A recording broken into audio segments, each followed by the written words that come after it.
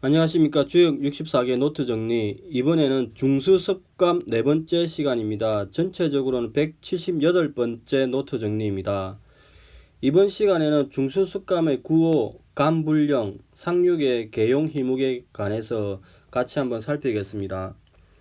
자, 먼저 한자를 같이 한번 보겠습니다.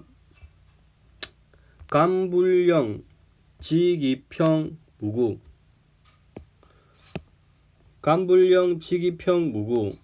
상활, 구덩이에 물이 차지 않음이나 이미 구덩이에 물이 차서 지표면과 평평하게 이르게 되면은 허물이 없다, 이렇게 이야기합니다.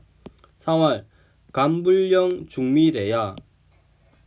구덩이가 넘치지 않았다는 것은 중덕이 크게 드러나지 못함이니라, 이렇게 이야기합니다. 조금 다르게 설명하기를, 간불령은 구덩이가 가득 차지 않았는데 이미 작은 언덕이 평평하게 되었으니 오효가 중도를 행하나 구덩이를 채우는 공이 크지 않았다고 해석하는 견해가 있습니다. 즉, 이 지기평과 중미대야의 상관성에 대해서 이렇게 이제 조금 해석을 하는 거죠. 자, 기본적으로 효의 위치를 보면은 이렇게 이제 오효로서 중을 얻었죠. 중정을 얻었고 응은 없습니다. 그리고 이제 여전히 그 위험의 한가운데 있긴 하죠. 즉, 오효가 양강이고 중정이다. 정응하는 효는 없다. 이렇게 합니다. 간불령의 의미를 감이 차지 않았다. 지기평은 작은 구릉이 이미 평평해졌다. 이렇게 합니다.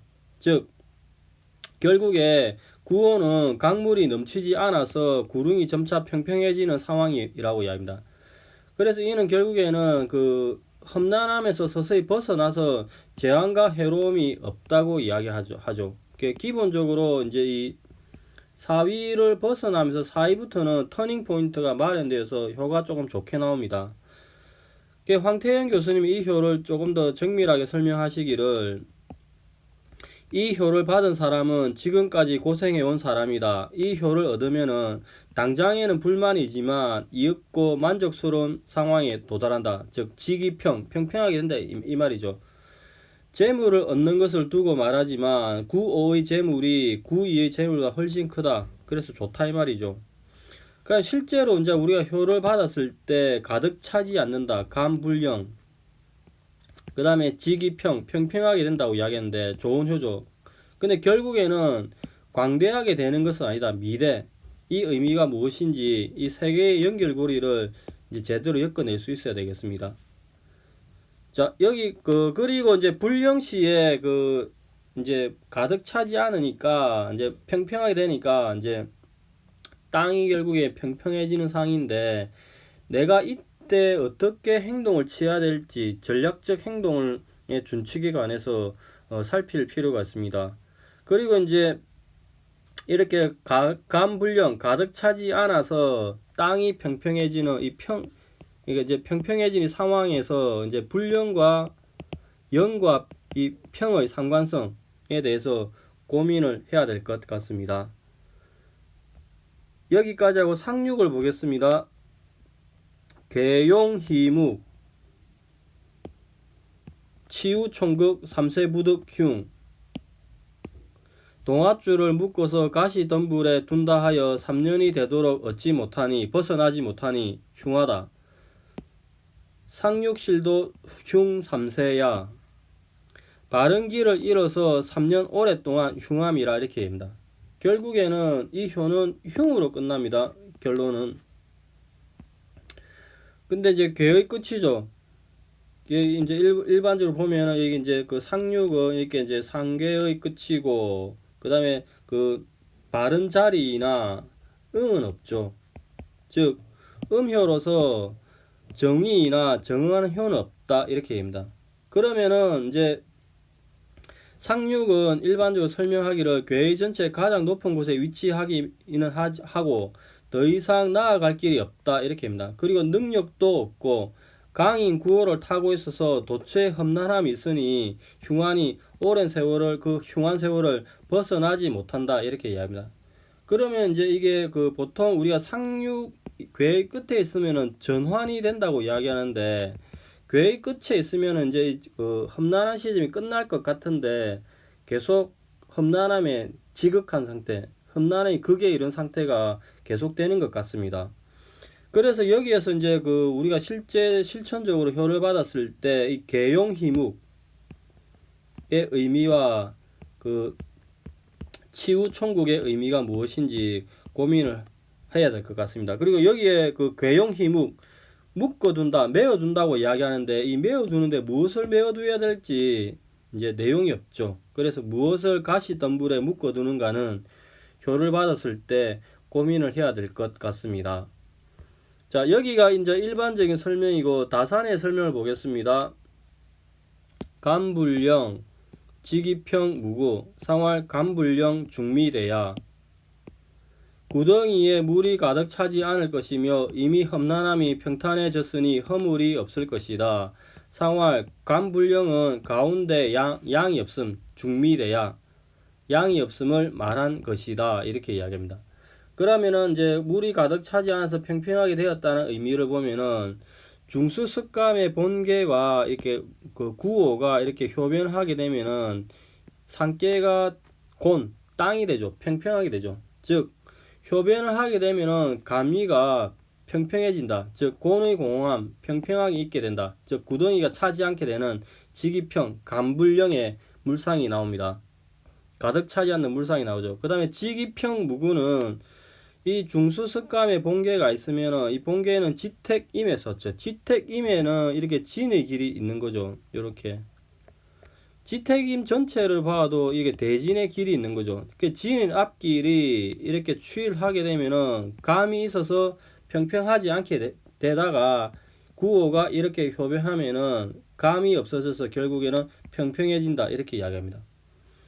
허물이 없다는 물상도 감의 험난함이 바깥에 있어서 주인과 더불어 서로 적이 되더니 상하가 감으로 적이 되더니 이제 곤으로서 순종을 하게 되니 허물은 없다. 이렇게 합니다.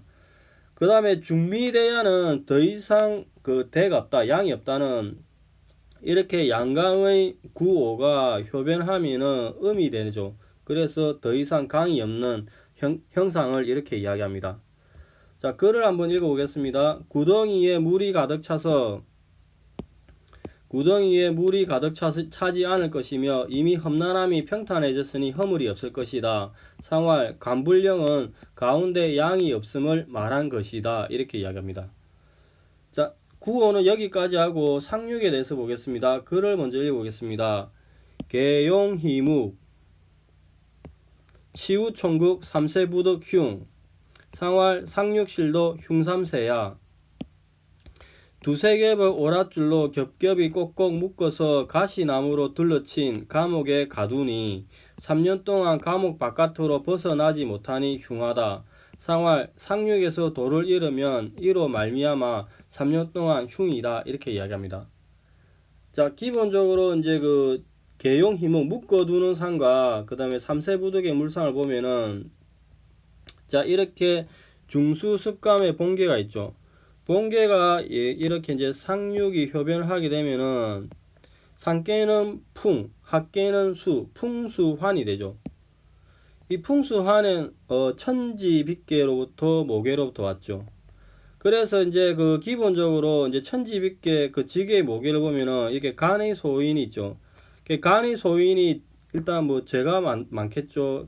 죄가 만약 추이를 하게 되면은 결국에는 합계 이 풍수환이 되는데 조금 여기를 보면은 감의 법률로 리의 감옥에 이렇게 리의 형상이 나오죠. 감옥에 손의 줄로 묶어서 가두는 거죠. 요렇게. 자, 다시 보겠습니다. 감의 법률로 리의 감옥에 손의 줄로 묶어서 이렇게 가두는 물상이 나오는 거죠.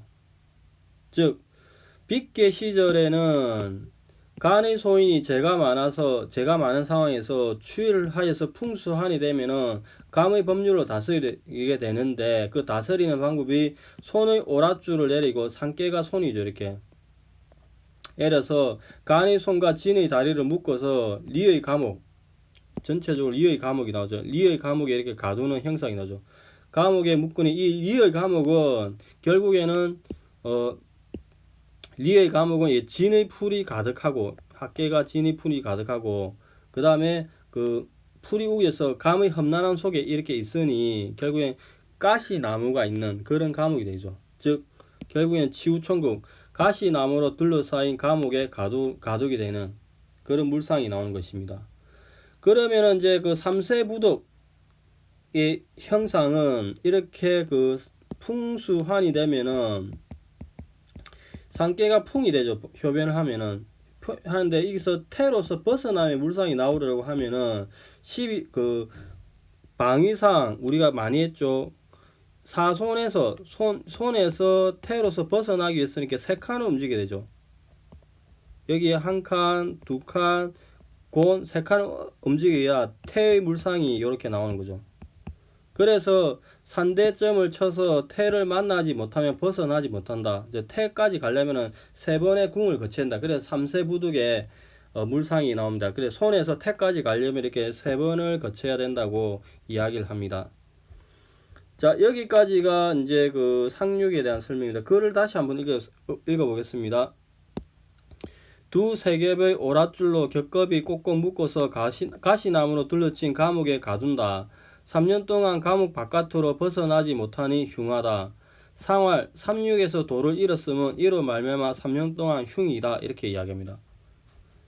자, 여기까지가 이제 그 구오와 상륙에 대한 설명입니다. 오늘은 그 중수석감에 대해서 구오와 상륙에 대해서 살펴보는데, 상륙에서는 그 가득 차지 않아서 평평하게 되는 이 물상의 상징적 의미를 살펴야 하고, 상륙에서는 그 전환의 물상이 나오지 않고 끝까지 이렇게 흉하다고 나오는데, 이 흉의 의미가 무엇인지 살피고 묶어두는데 무엇을 묶는지 고민을 더 해야 될 것 같습니다.